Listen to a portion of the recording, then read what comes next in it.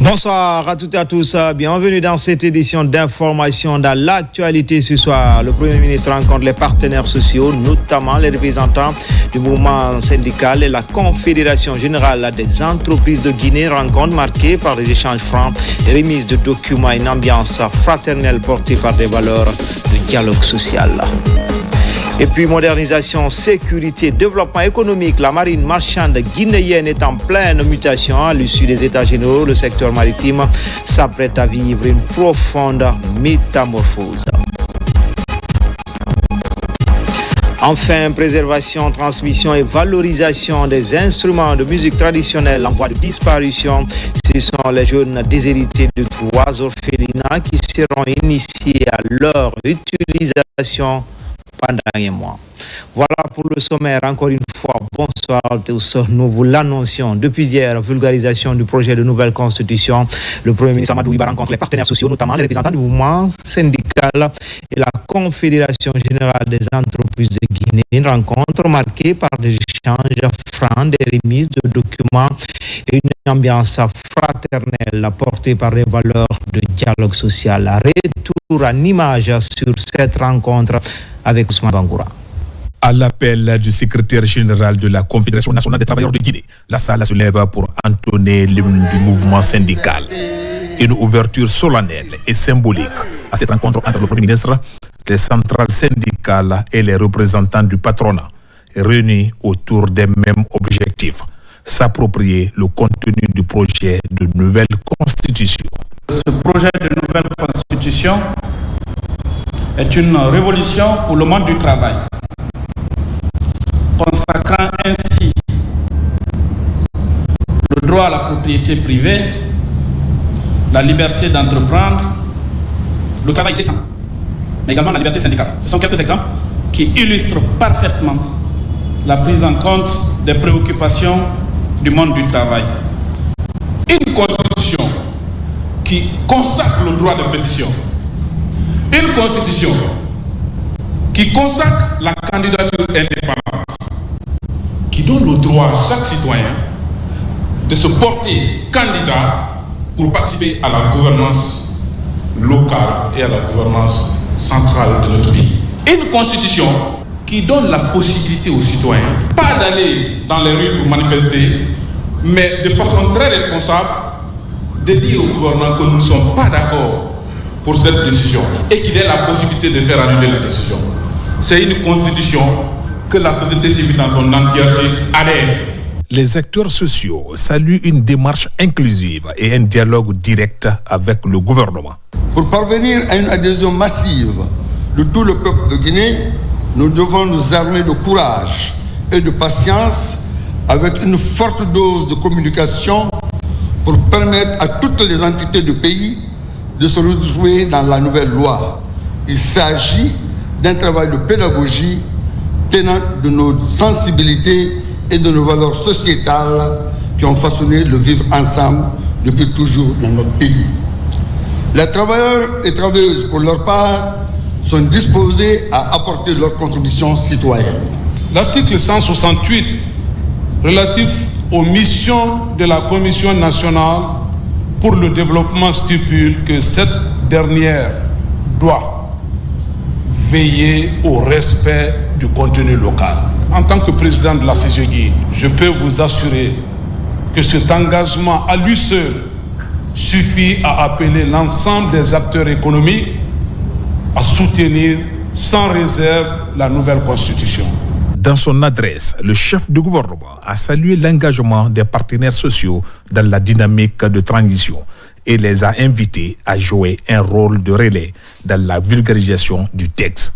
Ce projet a pour objectif de permettre que désormais que l'exercice du pouvoir puisse être un exercice partagé, un exercice où toutes les composantes de la société guinéenne, à travers ses coutumes, à travers ses cultures, à travers ses territoires, à travers le genre, puissent être respectées. D'où le Sénat pour que les territoires et les spécificités culturelles soient représentées au niveau de nos institutions. En d'autres termes, c'est la volonté de réconcilier l'État avec la société fondamentale.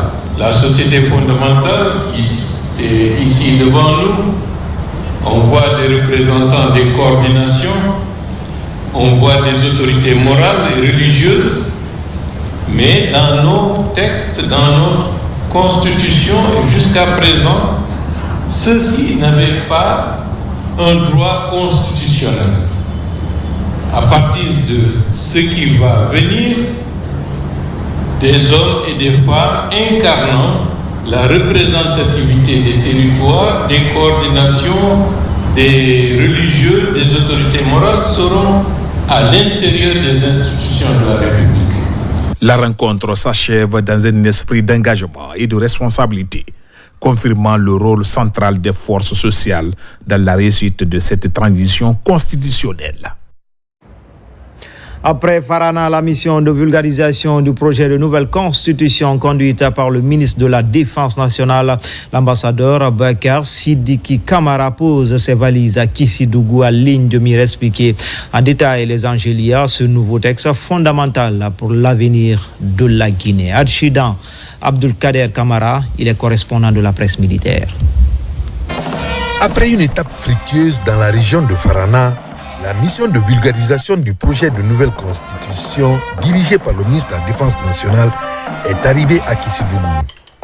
Accueilli avec les honneurs dus à son rang, l'ambassadeur Bakar Sidiki Kamara s'est rendu au centre d'instruction et de recyclage de Kissidougou.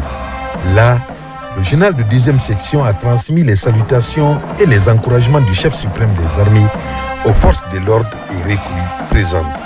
Face à la troupe, il a souligné la portée démocratique et sociale de ce projet constitutionnel devant permettre au pays d'amorcer un nouvel élan de développement et de renforcer les libertés individuelles et collectives. La Constitution, c'est la loi principale ou loi fondamentale de notre pays, de laquelle toutes les autres lois et les règlements vont découler. En ce qui nous concerne, les forces de défense et de sécurité, ce sont les différents statuts des forces armées. Tout est tiré de cette constitution-là. Donc vous avez le devoir de l'apprendre, parce que ce sont des règles qui régissent la vie de la nation. Et votre vie est comprise dans celle de la nation.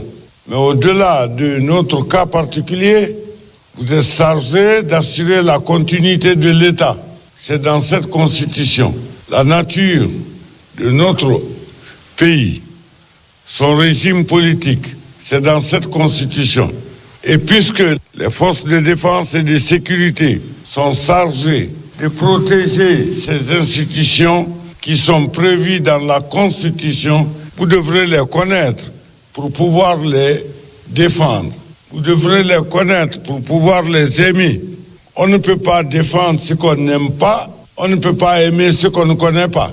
Le commandement militaire de la région s'est engagé à ne ménager aucun effort pour faciliter la compréhension du contenu des articles qui régissent ce projet à travers des causeries interactives. La vulgarisation du projet de la nouvelle constitution, c'est une très bonne chose parce que qui parle vraiment de la paix doit parler des forces de défense et de sécurité. Depuis qu'on a reçu l'instruction au niveau de la haute hiérarchie, toutes les compagnies sont sur la sensibilisation. Et aujourd'hui, dans toutes les positions, c'est expliqué en long et en large. À Farana, comme à Kissidougou, la mobilisation des hommes en uniforme est palpable, démontrant une volonté claire de comprendre et d'adhérer aux principes fondamentaux qui guideront l'avenir démocratique du pays. Leur implication dans ce processus de vulgarisation est une preuve supplémentaire de leur rôle crucial, non seulement dans la sécurité, mais aussi dans le renforcement des institutions républicaines.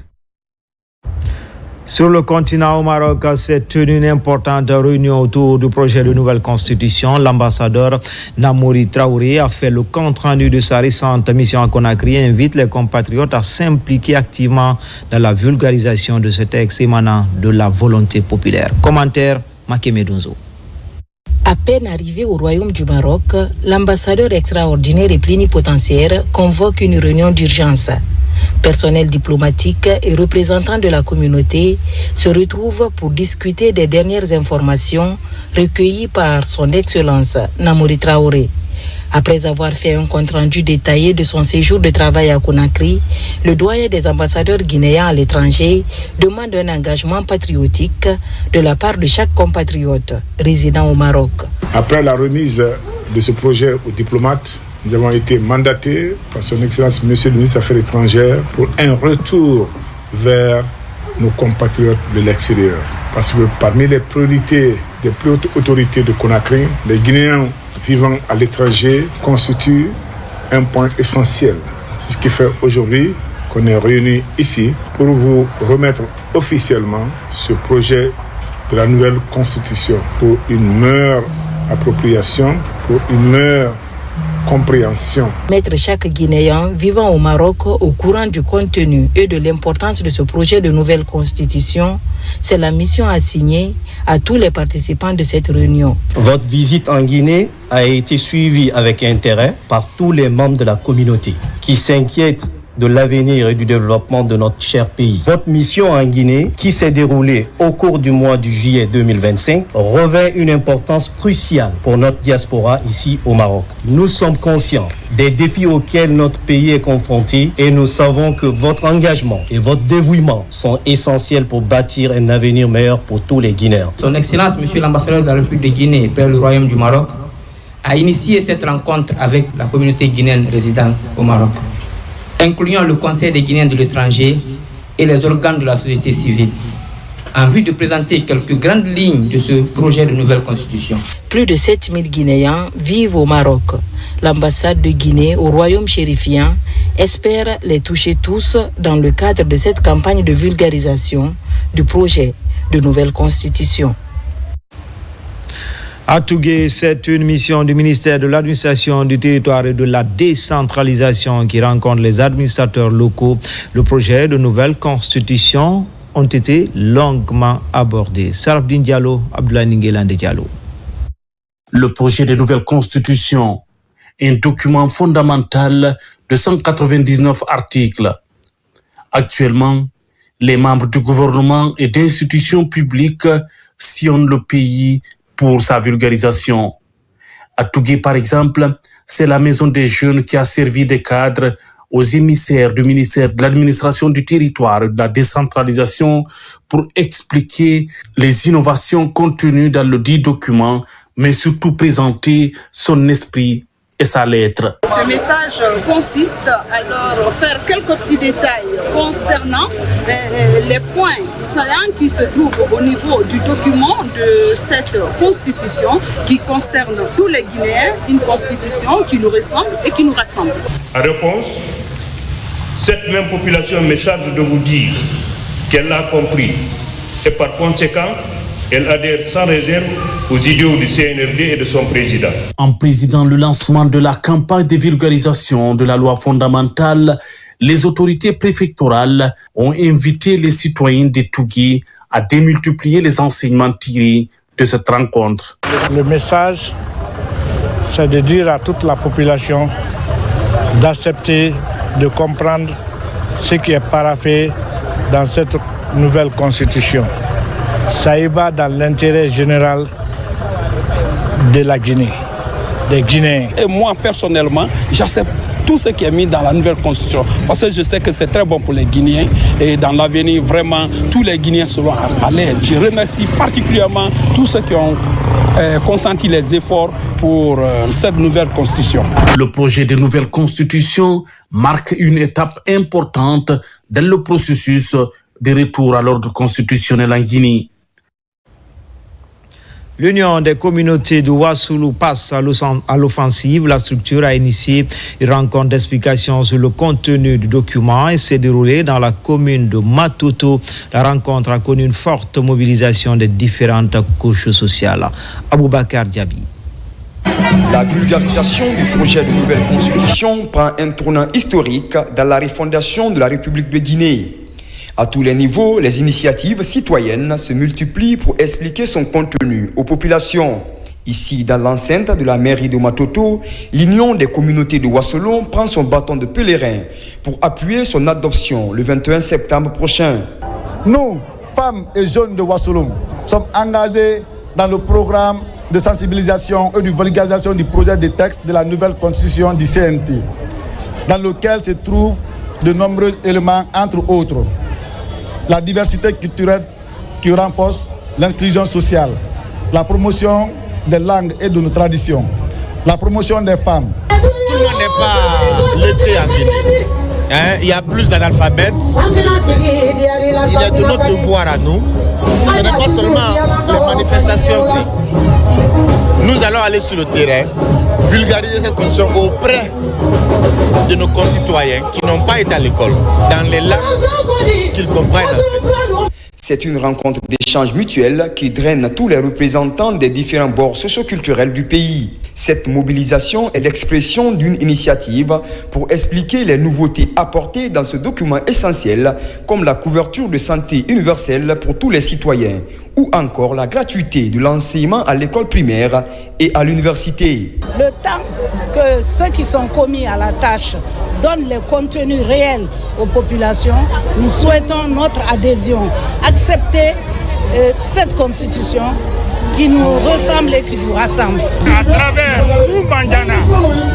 tout Mandiana, y compris la communauté Wassolon, la communauté Mandingue, tous ont adhéré à la nouvelle constitution. À travers ces retrouvailles, les communautés de Wassolon s'engagent à mieux vulgariser ce projet de nouvelle constitution.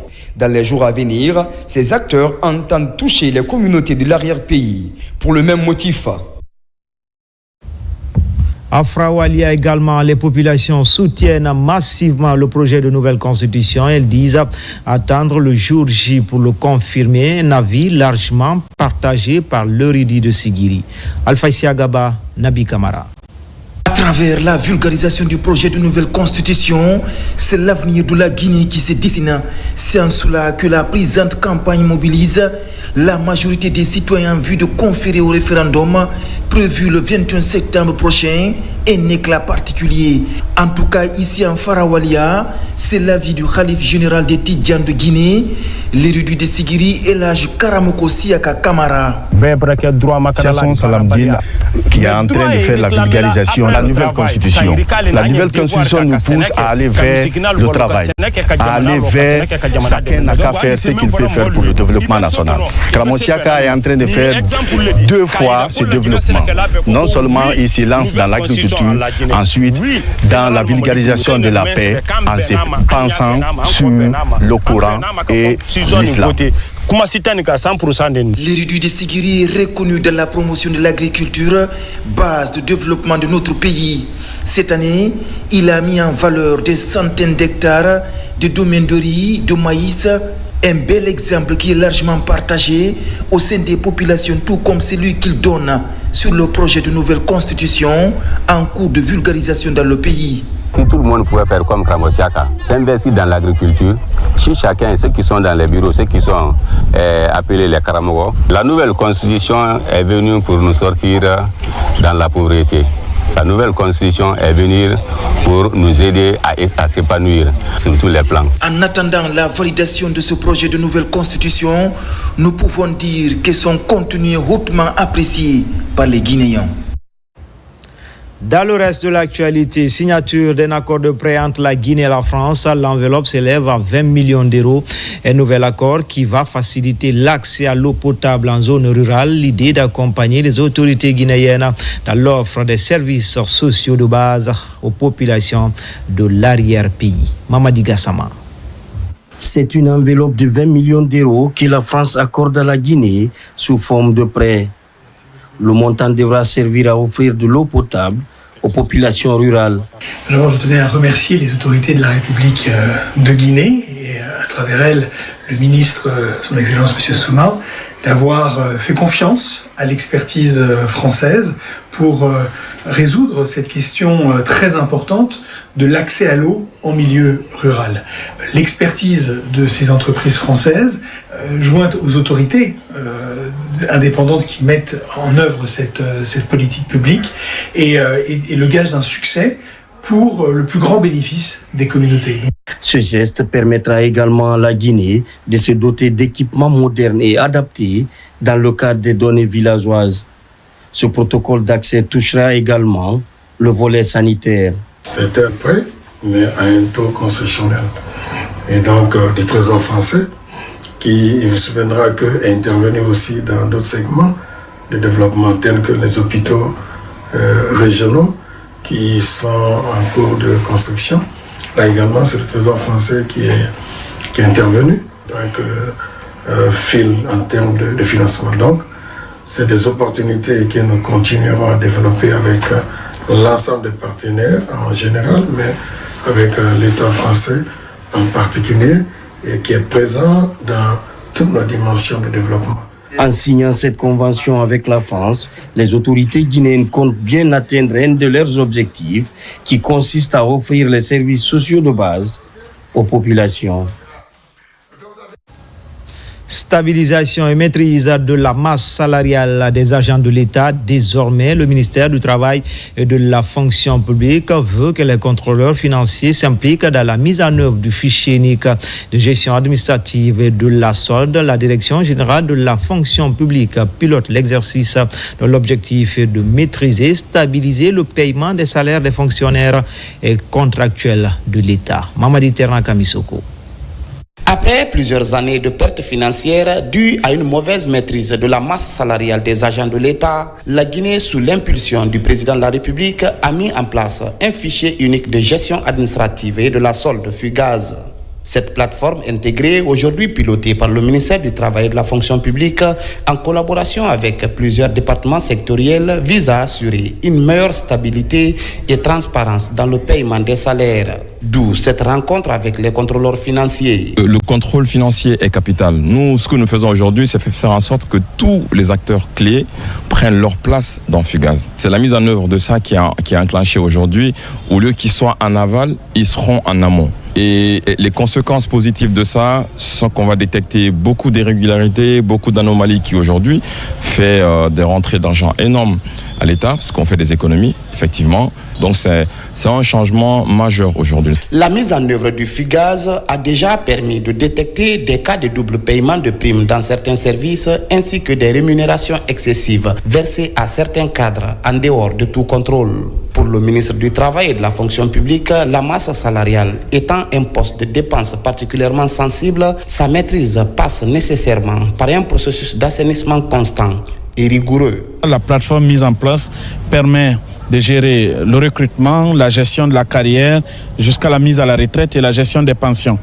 Et au niveau de la gestion salariale, il y a une interface que nous avons développée pour permettre à certains acteurs qui interviennent dans cette chaîne de jouer leur rôle, notamment les contrôleurs financiers, pour leur permettre d'entrer dans le système de gestion, de vérifier désormais tous les états des salaires dans leurs moindres détails pour relever les anomalies et valider la fiabilité des opérations de paiement des salaires sur la base de la gestion du fichier des agents de l'État. Déjà, les missions de contrôle de la présence effective des agents à leur poste, déployées sur l'ensemble du territoire national, ont révélé l'absence de plus de 6 000 agents dans les secteurs clés comme la santé et l'éducation.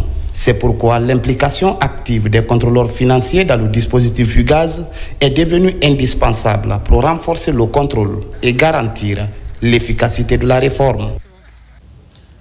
Dans l'actualité également, 59 enseignants-chercheurs viennent d'honorer la Guinée au sein de l'espace CAMES. C'est à Djamena au Tchad à l'occasion de la 47e session des comités consultatifs interafricains. Désormais, ils sont maîtres de conférences ou encore maîtres assistants. Mounir Bari.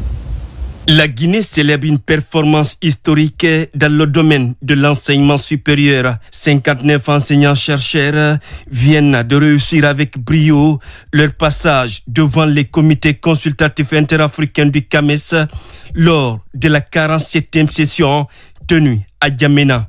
Un véritable exploit scientifique qui marque une montée en puissance du système universitaire guinéen. Merci, félicitations pour le travail qui a été abattu. Félicitations à l'ensemble des encadreurs qui ont accepté de se mettre bénévolement au service de la nation pour aider les pairs à se faire évaluer. Félicitations surtout à tous ceux qui ont été admis. J'espère que l'année prochaine, on aura une centaine de personnes. Ces enseignants sont désormais maîtres assistants ou maîtres de conférences.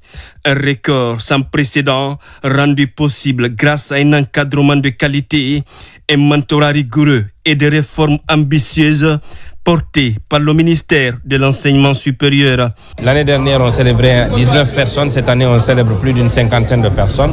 Voyez-vous, l'évolution est notable. Et avec des encadreurs guinéens aujourd'hui qui sont aussi au niveau des CTS du CAMES, en tant que président du Conseil des ministres du CAMES, je suis fier du résultat que la Guinée a engrangé. Mais surtout, cela nous amène à poser les bases d'une véritable réforme de l'enseignement supérieur et d'investir encore plus sur les écoles doctorales. Pour maintenir cette dynamique d'excellence, les autorités guinéennes misent sur la poursuite des réformes structurelles. L'objectif, repositionner la Guinée dans l'espace académique et répondre aux défis d'un enseignement supérieur de qualité. Le suivi de l'ajustement des stratégies des prix se poursuit au ministère du Commerce. C'est parti pour l'opérationnalisation du système d'information et de management des prix. Akindia, directeurs préfectoraux et communaux, s'approprie l'utilisation de cet outil qui va moderniser la gouvernance des prix en Guinée. Abdul Karim Kamara. Au ministère du Commerce, Industrie et PME, par la volonté de moderniser la gouvernance des prix, l'une des réformes est le système d'information et de management des prix, SIMPRI. Celui-ci se veut un instrument de veille, d'analyse et d'anticipation au service de la stabilisation des marchés et de la protection du pouvoir d'achat. Nous voulons sortir de l'amateurisme, nous voulons sortir de l'attentisme pour effectivement nous permettre d'avoir des données en temps réel, mais que ces données puissent être analysées automatiquement afin d'orienter les décisions qui, effectivement, prises à temps, peuvent avoir des effets très importants jusqu'au panier de la ménagère. Ici, à l'école de la Direction nationale du commerce intérieur et de la concurrence, les directeurs préfectoraux et communaux ainsi que les inspecteurs régionaux du ministère s'approprient SIMPRI dans le but de son opérationnalisation. simpri.gov.gn est le site de la plateforme. Le SIMPRI va nous permettre au fait de remonter plus rapidement les informations au niveau national et ça va nous permettre de prendre des dispositions pour tout ce qui est la gestion des prix sur le marché. La gestion des utilisateurs, de la collecte des données et la validation par chaque superviseur de zone sont entre autres fonctionnalités de ce système efficace. Gérer et administrer, c'est anticiper. Vous ne pouvez pas attendre pour résoudre les problèmes, vous devez anticiper pour la résolution des problèmes. L'engagement est sans faille, afin que chacun de nous puisse s'en approprier pour l'efficacité sur le terrain. Au-delà des denrées de première nécessité, la Direction nationale du commerce intérieur et de la concurrence compte intégrer aussi le suivi par SIMPRI d'autres produits non alimentaires jugés stratégiques. Comme annoncé dans les titres, modernisation, sécurité, développement économique, la marine marchande guinéenne est en pleine mutation. À l'issue des États généraux, le secteur maritime s'apprête à vivre une profonde métamorphose placée sous le signe de l'innovation et de la refondation. La Guinée veut se doter d'une marine marchande compétitive et performante. Souleymane Kamara. Tenue des États généraux de la Direction nationale de la marine marchande, un atelier stratégique destiné à redessiner l'avenir du secteur maritime guinéen. Il est placé sous le signe de l'innovation et de la refondation. L'initiative a regroupé les responsables du ministère des Transports ainsi que les cadres techniques de la marine marchande. Objectif, établir un bilan exhaustif des actions passées et redéfinir une feuille de route ambitieuse pour moderniser et renforcer l'efficacité du secteur. L'organisation de cet atelier répond en effet à un double impératif. Celui de capitaliser le vécu de ces derniers mois marqués par l'observation, les premiers ajustements et l'action, mais aussi celui de fixer ensemble les caps vers l'avenir. Nous devons désormais penser et agir pour bâtir une direction performante, moderne et humaine. Plusieurs axes stratégiques ont été prioritaires. notamment le renforcement de la gouvernance, la professionnalisation des méthodes de travail et la modernisation des outils techniques et juridiques. Ces travaux de la marine marchande seront également un élément d'ouverture vis-à-vis de la complémentarité au sein du secteur, du sous-secteur maritime, pour que dans une approche intégrée, une approche inclusive, l'ensemble des sous-départements du sous-secteur puissent se donner la main. Cet atelier représente pour nous un environnement stratégique pour ressortir les forces, les faiblesses et pour pouvoir faire un rebond pour poser les bases du secteur maritime et portuaire qui sont pilotées par la Direction nationale de la marine marchande. On va essayer de ressortir les grandes lignes programmatiques et imprimer des projets et programmes pour le développement de tout le secteur en général. Ces travaux marquent le début d'une nouvelle ère pour la marine marchande guinéenne. Avec cette volonté, la Guinée se donne les moyens de construire une marine marchande moderne et compétitive, alignée sur la vision du président, le général Mamadi Doumbouya. Le conseil d'administration de la pharmacie centrale de Guinée a tenu une session extraordinaire. Ce vendredi, il s'agit de faire l'état de lieu des contrats de l'État en termes de fourniture des produits pharmaceutiques, des marchés que la pharmacie centrale peine aujourd'hui à obtenir pour continuer la chaîne de distribution au niveau des structures sanitaires. Hadia Toubari.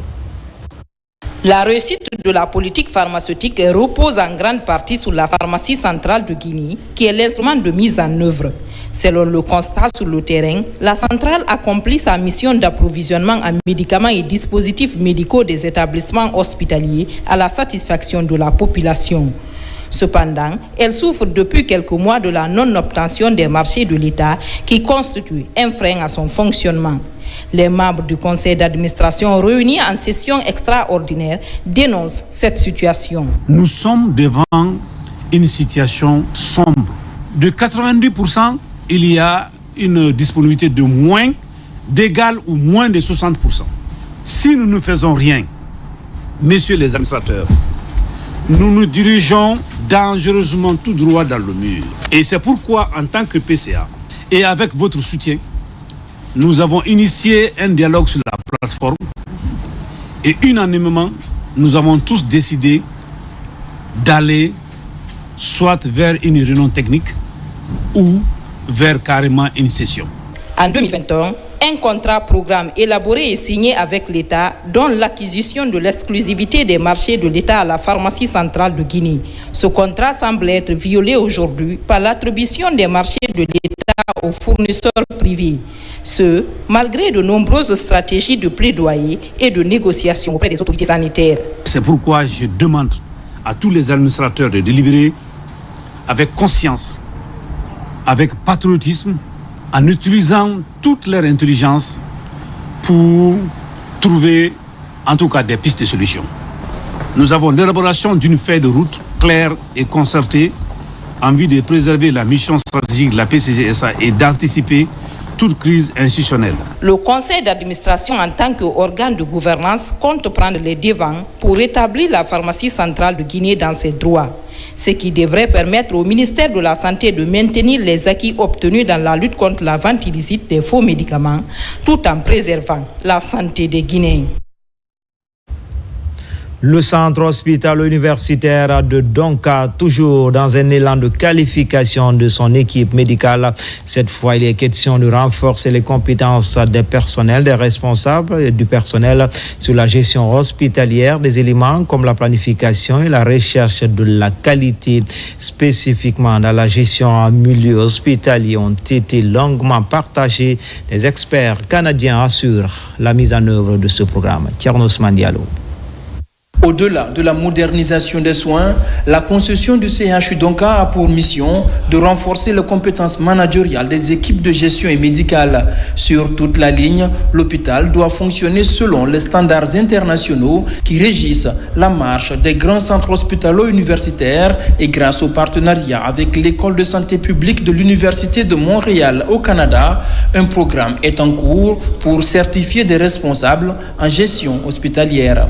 Alors cette formation est importante parce qu'elle permet de renforcer l'ensemble des capacités du personnel de leader de Donka sur l'importance qu'on va accorder dans un premier temps à la gestion axée sur les résultats, la gestion de projet, la gestion de la qualité et une certification Lean Six Sigma ceinture jaune. Avec les explications, chaque chef de service est obligé de mettre un truc de projet dans son service pour pouvoir améliorer vraiment la qualité des soins, la qualité du service et surtout pour la prise en charge de nos populations qui viennent dans ce grand hôpital nous voir malades. Avec cette initiative, le CHU Donka donne aux responsables à différents niveaux les outils nécessaires pour mieux planifier leurs tâches et encourager la culture de résultats. Cette formation a pour objectif de doter nos chefs de service, nos professionnels de santé de compétences en gestion hospitalière en vue d'exercer dans leur service, mais aussi en vue d'atteindre les objectifs de la concession, qui est vraiment de faire de l'hôpital national Donka un hôpital moderne. Ces 3 dernières années, de multiples investissements ont été effectués en faveur du capital humain au CHU Donka dans plusieurs domaines. D'autres initiatives sont annoncées tant au niveau local qu'à l'étranger pour former le personnel conformément aux engagements de l'équipe dirigeante actuelle.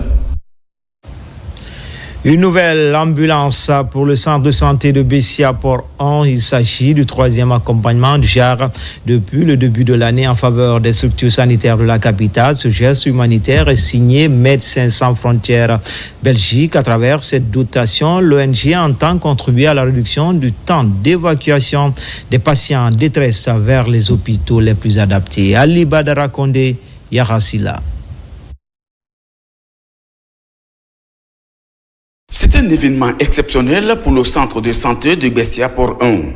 Ici, médecins, infirmiers et sages-femmes sont mobilisés pour recevoir cette ambulance flambant neuve. Ce don de Médecins sans frontières Belgique est considéré pour ses bénéficiaires comme une grande première au sein de cette structure sanitaire. C'est une première, je pense.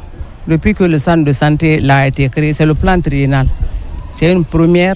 Donc vraiment, on est comblé de joie, on a la paix du cœur. Puis vu le nombre de malades, les références là nous coûtaient beaucoup. Vraiment, on remercie infiniment nos partenaires. La venue de cette ambulance fera que vraiment les malades seront référés, n'est-ce pas, en toute sécurité. C'est le lieu pour nous de remercier MSF, comme on l'a si bien dit, depuis 40 ans qui ne cesse d'accompagner nos structures sanitaires. Pour l'ONG Médecins sans frontières Belgique, ce geste s'inscrit dans l'amélioration d'accès aux soins d'urgence. Et cette ambulance permettra donc de réduire le temps d'évacuation vers les structures les plus adaptées.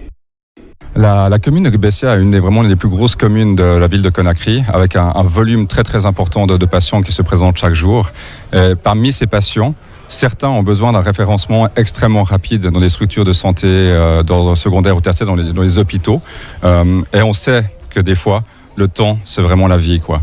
Et c'est là qu'on a vu qu'il y avait vraiment un besoin important. Après les centres de santé de Jean-Paul II et de Saint-Gabriel, le centre de santé de Bessia-Port-On constitue le 3e don du JAR depuis le début de l'année dans la capitale. En province, le ministère de l'économie et des finances, à travers la direction générale du Trésor et de la comptabilité publique, vient d'organiser une session de formation en faveur des receveurs communaux de la région de Bokeh. Il s'agit d'outiller ces agents techniques de recouvrement des recettes et la bonne gestion des finances publiques. RTG Bokeh, Younous Atawel Kamara, Bintou Touré, Mohamed Mara. Ils sont 27 receveurs communaux de la région administrative de Bokeh à bénéficier de cette autre remise à niveau sur la gestion des finances publiques. Une initiative du ministère de l'économie et des finances à travers la direction générale du Trésor et de la comptabilité publique. Objectif, stimuler ces agents dans leur travail en vue de bien gérer les fonds alloués à leur collectivité au profit des citoyens. On est en train de parachever le système comptable intégré de l'État qu'on appelle SI. Et c'est les informations qui vont être remontées à la base qui vont renseigner cela. L'un des buts aussi de cet atelier, c'est de connecter les services entre eux. Nous servons le même État. Il n'y a pas de raison que les services ne collaborent pas efficacement pour la communauté d'objectifs. L'avantage de cette formation va nous permettre de renforcer nos capacités et de changer nos méthodes de faire pour la gestion de bonnes collectivités.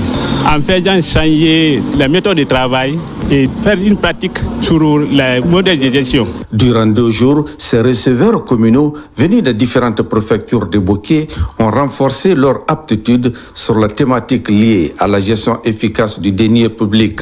La mobilisation des ressources dans les collectivités locales, la tenue de la comptabilité et la production des comptes de gestion sont des enjeux cruciaux dans toutes nos communes. Je suis convaincu que cet atelier sera une occasion de renforcer votre compréhension, de contribuer à la bonne compréhension de vos attributions à l'élaboration des stratégies efficaces pour la mise en œuvre des politiques centrales publiques.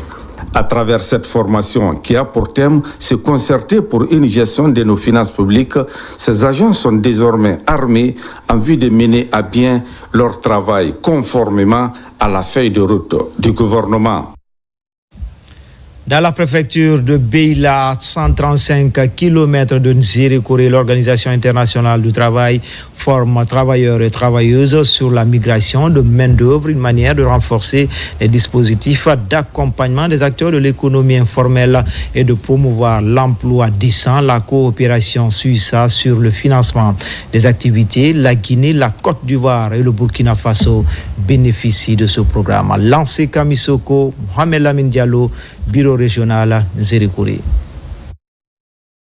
Dans cette salle, ils sont travailleurs et travailleuses agricoles et domestiques issus des différentes localités de Beila à se former sur de nouvelles techniques agricoles, mais aussi sur la promotion de leurs droits, ce qui devrait favoriser l'accroissement de la productivité agricole et leur employabilité dans le maillon de l'économie informelle. Les participants vont être outillés de techniques agricoles plus innovantes qui puissent les permettre d'aller pratiquer ces nouvelles techniques et enseignements reçus qui toutefois permettra d'améliorer leur rendement et se positionner en tant qu'employeur mais aussi en tant que travailleur. Avec le boom minier qui pointe à l'horizon dans la région forestière, Beila a nécessairement besoin de se positionner dans tous les secteurs, notamment l'agriculture, afin de répondre à la demande croissante. 3 pays qui sont concernés par rapport à ce projet, le Burkina, la Côte d'Ivoire et la Guinée. Et pour la Guinée, Beila a été choisi comme un champ d'expérimentation pour ce projet. Donc d'abord, c'est ce qui me réjouit à plus d'un titre, qui prouve à suffisance que l'État vraiment n'oublie pas ma population. La formation qu'on donne là aura des impacts directs sur la production et la productivité, parce qu'on a pris des personnes qui sont dans les exploitations agricoles. Quand ils les forment dans ces domaines, je pense bien qu'ils auront quelque chose à apprendre et aussi à vulgariser à d'autres personnes. Baptisé renforcement de la gouvernance de la migration de main-d'œuvre dans les secteurs de l'agriculture et du travail domestique, ce projet est une initiative de l'Organisation internationale du travail OIT avec le soutien financier de la coopération suisse. Nous nous excusons pour la mauvaise qualité de ces images. Dans le domaine de l'élevage, la coopération Guinée-Mali-Côte d'Ivoire se renforce davantage. Kanka abrite une rencontre transfrontalière pour une transhumance au service de la cohabitation pacifique. Le projet est porté par la Fédération régionale des éleveurs de la filière bétail de Nabaya. Diamokaba, Toumani Sira Diallo. Entre la Guinée, le Mali et la Côte d'Ivoire, la coopération bilatérale se solidifie. Ici à Kankan, un nouveau rendez-vous regroupe le monde agro-pastoral de ces pays frères. Les travaux consistent à construire des idées claires pour une transhumance au service de la cohabitation pacifique. Des engagements sont renouvelés pour intensifier la lutte contre les conflits. Dans cette rencontre, il y a des travaux de groupe. Ces travaux de groupe, il y a des thèmes qui traitent des problèmes qui assaillent la transhumance. Donc, à travers ces travaux de groupe, la plénière, la synthèse. La fédération va essayer de remonter les synthèses au niveau des autorités qui décident afin de prendre de meilleures décisions et pour une transhumance apaisée dans l'avenir. Nous serions en mesure, certes, puisque nous ne manquons pas de confiance entre nous. Ces recommandations vont être strictement respectées. La rencontre transfrontalière Guinée-Mali-Côte d'Ivoire s'inspire du projet d'appui aux populations affectées par la crise sahélienne au nord de la Guinée, la Côte d'Ivoire, Ghana, Togo et Bénin. Au cœur de cette rencontre sous-régionale, faciliter la mobilité des animaux et défendre les intérêts des éleveurs et agriculteurs. Ma présence ici, sur instruction de monsieur le préfet du département, c'est de contribuer vraiment à apporter des pistes de solutions pour une gestion concertée, mais une gestion efficace dans le cadre donc de la consolidation de la paix entre nos deux États, entre les populations riveraines de part et d'autre de la frontière. Si hier, l'espace qui était destiné comme zone de pâturage pour cette transhumance qui pouvait accueillir que 1000 à 10 000 têtes, aujourd'hui, si nous nous retrouvons maintenant à des millions de têtes vivant sur le sol guinéen, je pense que réellement, il est normal aussi que ces pays, en tant que la Guinée, puissent remettre maintenant cette question en cause, mais faire une revue totale réellement de la question de la transhumance. Après 48 heures de partage d'expérience, les ambitions communes se rejoignent désormais entre ces pays qui comptent aller plus loin dans le registre du renforcement du climat de paix et de confiance. Le Grand Conakry sous les eaux occasionnant des inondations avec des dégâts matériels et pertes en vie humaine. À Koya, les crues du fleuve Sarinka ont fait des victimes. Face à cette situation, le Conseil national des organisations de la société civile tire la sonnette d'alarme, mais pas que. Il propose des pistes de solutions pour contrer ce phénomène. Amadou Touré, Sédou Basila. Les fortes précipitations de ces derniers jours sur Conakry et environnants ont occasionné des inondations provoquant d'importants dégâts matériels et de pertes en vies humaines. C'est le cas ici à Koya où des familles ont enregistré de lourdes pertes. Habitation et contenu, tout a été emporté par les eaux. La nuit du 20 au 21, aux environs de 2 heures du matin, la commune de Koya s'est retrouvée dans une inondation totale qui concerne notamment des quartiers très peuplés tels que Tougandé, Laminaya et autres. Ce qui est arrivé à Koya n'est pas un simple fait météorologique ni une fatalité. C'est une situation qui peut bel et bien être évitée. Nous avons fait des constats. C'est des maisons qui sont expressément construites dans des zones inondables qui doivent en réalité être libérées. En compagnie des autorités locales et administratives de Koya, la mission du CNOS a sillonné plusieurs endroits sinistrés pour toucher du doigt les raisons de cette catastrophe récurrente dans cette localité dans le but de faire des propositions de solutions à l'État. Tous les acteurs doivent prendre leurs responsabilités pour éviter désormais cette situation. On ne peut pas faire les hommes ensemble, casser les yeux. De fermer les yeux, de venir ici à Koya. Toutes les années, c'est comme ça. Le pourquoi? Parce que les gens ont construit anarchiquement. Et Koya dans le cuvette. Tous ceux qui ont construit, de dégager. L'État n'a qu'à le déguerpir. Selon les autorités de Koya, ces inondations, en plus des dégâts matériels importants enregistrés, ont causé la mort de 2 personnes, un bébé de 4 mois et un jeune homme de 15 ans, qui ont été tous inhumés récemment. Enfin, culture, préservation, transmission et valorisation des instruments de musique traditionnelle en voie de disparition. Ce sont les jeunes déshérités de 3 orphelinats qui seront initiés à leur utilisation pendant un mois. Initiative gouvernementale à travers le Centre international de percussion. Le récit en image avec nos reporters Bosman, Mamadou Djoumaba.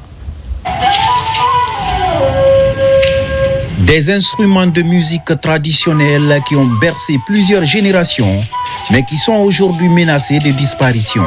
Boté, Nyényérou, Calebasse, Tambirou et le Siko. Pour leur redonner vie, 50 jeunes sont initiés à leur utilisation. Ils sont tous venus des orphelinats Assok, Hirondelle et Balé Mounafagni. Une initiative des autorités à travers le Centre international de percussion. Nous avons vu qu'il y a des instruments qui sont en train de disparaître de par le manque de transmission de ces savoirs et puis du manque de documentation systématique de ces instruments. Donc on a pensé vraiment restaurer et poser des actions vraiment salvatrices pour pouvoir sauver ces instruments qui sont en voie de disparition. Non seulement aux fabricants de ces instruments et même aussi au rythme que produisent aussi ces instruments sont en train de disparaître. Pendant un mois, ces jeunes déshérités seront outillés par ces grands maîtres de la percussion traditionnelle. Une transmission pour préserver et surtout valoriser ces instruments. À travers cette belle initiative, ce sont des savoirs ancestraux qui sont remis à l'honneur et des instruments menacés comme le boté, le nyényérou, le tambirou, le siko, qui retrouvent leur voix, et des jeunes souvent éloignés de l'accès à la culture, qui découvrent une nouvelle voie d'expression, de dignité et d'espoir. Cette initiative va aussi contribuer à encadrer ces jeunes déshérités et va également être bénéfique aux instrumentistes, aux amateurs et aux fabricants. C'était tout pour ce soir. L'actualité se poursuit sur le www.rtgguinée.info. À demain pour d'autres actualités sur la Guinée, notre paradis terre de richesse et d'innovation, Inch'Allah.